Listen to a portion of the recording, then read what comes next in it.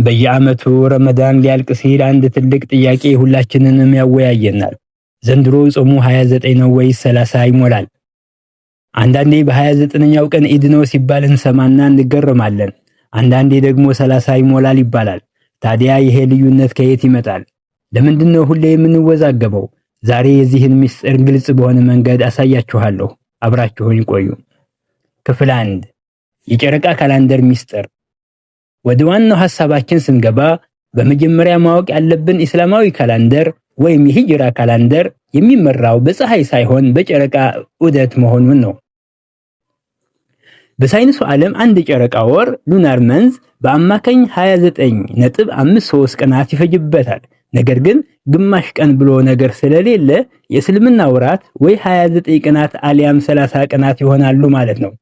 ስለዚህ ረመዳን 29ም ሆነ 30 መሆኑ ሙሉ በሙሉ ተፈጥሯዊና ትክክለኛ የጨረቃ ዑደት ነው። ክፍል 2 ጨረቃውን ማየት ወይም ሂላል። ታዲያ 29 ወይም 30 መሆኑን እንዴት እናውቃለን? እዚህ ጋር ነው ትልቁ ነጥብ ያለው። በነብዩ መሐመድ ሰለላሁ ዐለይሂ ወሰለም አስተምህሮ መሰረት የረመዳን ጾም የሚጀምረውም ሆነ የሚያልቀው አዲሷን ጨረቃ ወይም ሂላል በማየት ነው። 29ኛው የረመዳን ጾም በዋለበት ምሽት ማለትም ፀሐይ ስትጠልቅ ሙስሊሙ ህብረተሰብ ጨረቃን ይፈልጋል። ጨረቃዋ ከታየች በማግስቱ ረመዳን በቃ ኢድ ነው ማለት ነው። ጾሙ 29 ሆነ። ጨረቃዋ ካልታየች በዳመና ወይም በሌላ ምክንያት ጾሙ 30 ቀን እንዲሞላ ይደረጋል። ይሄ በጣም ቀላልና ግልጽ ህግ ነው። ክፍል 3 ለምንድነው ውዝግብ የሚፈጠረው?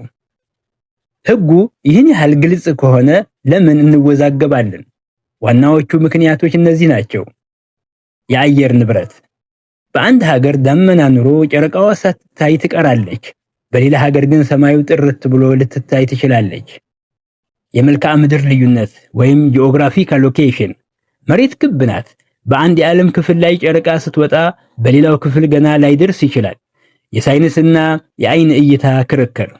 አንዳንዶቹ በዘመናዊ ቴሌስኮፕና የስነ ፈለክ አስትሮኖሚ ስሌት እንጠቀም ሲሉ፣ ሌሎቹ ደግሞ በባዶ አይን መታየት አለበት ብለው ያምናሉ።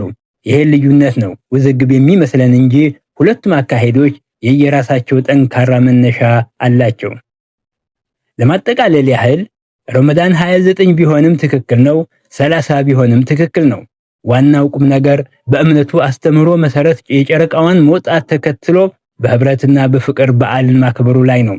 ስለዚህ ከዚህ በኋላ እንዴት 29 ይሆናል ብሎ መገረም አይጠበቅብንም ማለት ነው። የዛሬው ቪዲዮ ይህን ይመስል ነበር። መረጃው ጠቃሚ ሆኖ ካገኛችሁት ላይክ እና ሼር ማድረግ አትዘንጉ።